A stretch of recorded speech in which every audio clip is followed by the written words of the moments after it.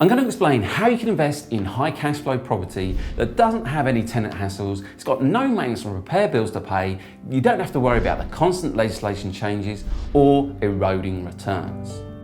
For those of you who don't know me, my name is Stephen and I started my property journey back in 1997 where I bought a one-bed flat in North London. I was quickly able to build up a £1 million property portfolio through refurbishment, but it wasn't until well over a decade later that I took the leap into this new opportunity that I'm about to share with you today that opened my mind to a new way to buy to let. Since then, I've spent millions of pounds in the US and the UK market on this particular asset class because it's proven to me, when done right, to be able to generate the most amount of money in the quickest time with the least amount of risk and the least amount of aggravation. That asset class is tenanted commercial property with an emphasis on tenanted. And if you're an existing buy-to-let investor and you're fed up with the constant legislation changes, especially what's going on with the rental reform bill, then I totally recommend that you watch this video because I strongly believe that this is going to be the future of buy-to-let in the UK. So I'm going to cover the 4 key steps to help you understand how you could swap out your buy-to-let property portfolio and move up a level into tenanted commercial property and therefore remove all the high aggravation and the poor net cash flow returns that you achieve into something that's truly passive and that delivers superior cash flow returns. So the first step is all about leverage, and just like buy-to-lets, tenanted commercial property that you're investing in commercial, you can leverage the same way that you do with a buy-to-let. Buy-to-let, we can get a 75% loan to value. And with tenanted commercial property, we can also achieve a 75% loan to value. And this way, if you can afford a buy-to-let property, you can also afford a tenanted commercial property. I'll talk to you more about these options later, but first I want to talk to you about why tenanted commercial property. The reason I started investing in property is because of the belief that everyone needs a place to live. And if we flip that on its head and we think about businesses, and then we think every business needs a place to operate from. Makes sense, right? We want to buy tenanted commercial property because that means from the first day that you own it, you're already generating income. So what this means is there's already a tenant in place that has paid their rent, and therefore when you go and settle on that property and you become the owner on the day one, you're getting that rental income coming into your bank account rather than the previous owners. And how this is slightly better than residential, when it comes to residential, you might buy a residential buy-to-let with a tenant in place, and most of the time you may find that those tenants are not potentially paying their rent, and therefore it's a big risk when you're buying residential properties about the tenant. And for me personally, I never buy a residential property with a tenant in place just because I've no idea about that tenant. Your chances are improved when you're renting to businesses. As an example, I've got Superdrug as a tenant and I've also got Card Factory as a tenant. Now, I've never had any issues with these guys paying their rent on time. Their profits way surpass the small amount of rent that I'm charging them compared to their profits. So next, the key thing here is that you're actually dealing with businesses. And when you think about businesses, what do they want? They want longevity. They want to know that a decision that they make is going to be something that's going to last a long time. They're not in business to be there for 6 or 12 months. They're in business to be there for the long haul.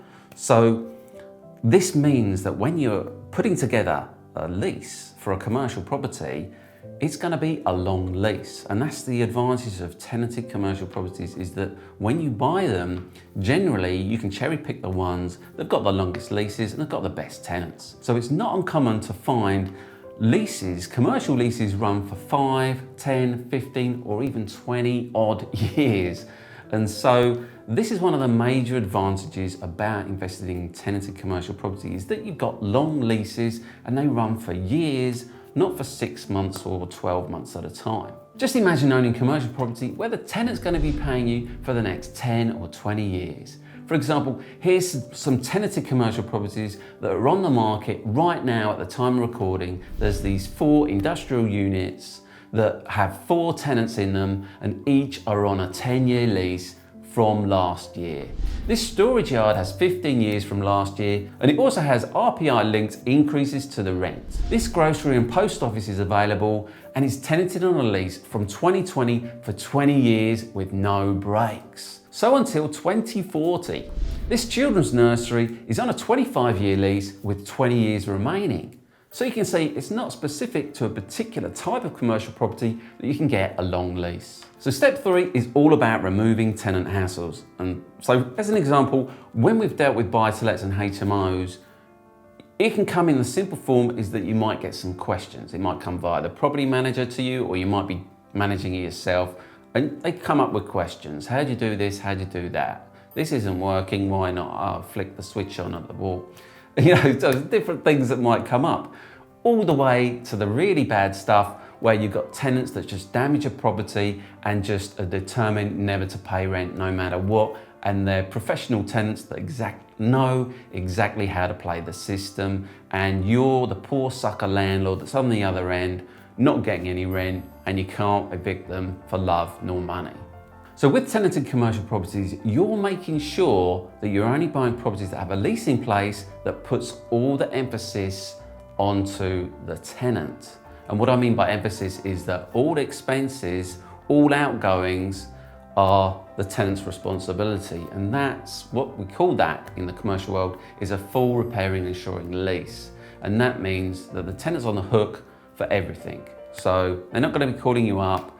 If there's anything that goes wrong with the property, they have to fix it at their cost. And this also covers buildings insurance. So you buy buildings insurance, you recoup that from the tenant. And this way, the tenant's on the hook for everything. And that way, what that means is that the gross rent that you get is the net rent that you actually get to keep at the end of the day. Unlike buy-to-lets, whereas the gross rent that you get is slowly eroded with all these additional costs and things that you've got with residential property, and the net rent that you get at the end of the day has been a lot more eroded from the gross rent that you could have potentially got. What's more, with commercial property, it's quite normal to get paid quarterly in advance. Unlike buy-to-let where we get paid monthly, commercial property, you get paid every 90 days. And how many times do you need to then send an invoice? You've only got to send it 4 times a year. And so you're not getting any calls, you're not getting any questions. The tenant's on the hook for everything. Are you going to bother with a property manager to send 4 emails a day with an invoice, 4 emails a year with an invoice to them? No, you don't need to worry about a property manager. That's an expense you don't need to worry about, and therefore the gross rent that you get is, again, the net rent you got to keep. You've got no property manager costs. You don't have to deal with a property manager. You can spend your time doing something you'd rather be doing. So I just want to swing back to commercial mortgages again. So when it comes to tenanted commercial property, you can get, as I said before, a 75% loan to value commercial mortgage as an investment. And it has to be an investment. But it does vary depending on the property type. But the majority of the actual commercial types now, looking at Alaka Bank, for example, they have most of them at 75% loan to value as on the top end. So they might not always give you that. It will depend on the property, on the lease, the location. Those types of things come into play as well. So you need to understand that as you go into it. And the main players out there for commercial property, I would say, are Alaka Bank and Shawbrook right now. I use a broker to get my commercial mortgages, and a key factor when getting a commercial mortgage is you have to have property investing experience. What that means is that you had to have bought, prior to buying a tenanted commercial property, a residential property or a commercial property in some form or another as well. You don't need to necessarily own that buy-to-let right now. You could have had that before and then sold it, so that will still count towards your experience. But that is a requirement when you're talking to these types of lenders, that you have some buy-to-let residential property investing experience. Otherwise, you won't qualify for a commercial mortgage. So step 4, you may be wondering what type of commercial property to look for. So there's lots of different types of commercial properties. For me, I've bought industrial, office and retail. So for me, it's a bit less about what the property type is. It's more about the actual tenant and the future tenants that could potentially use that property. So there are 3 things that you need to look for when it comes to buying tenanted commercial property, and these are good, reliable tenants whose business needs are met by the actual property. They should have a low risk credit rating. The property is suitable for many types of businesses, so the property will appeal to more than just one type of business that can operate from it. If you're interested in carrying on the conversation, you can join my free property investing community hosted on the Circle app, and the link is in the description below. If you're interested in going up a level from buy-to-let into tenanted commercial property, go and check out my website, propertyinvestingwealth.com, and go and look for UpLevel. If you're interested in knowing the numbers on a recent tenanted commercial property that I've bought, go and check this video out now.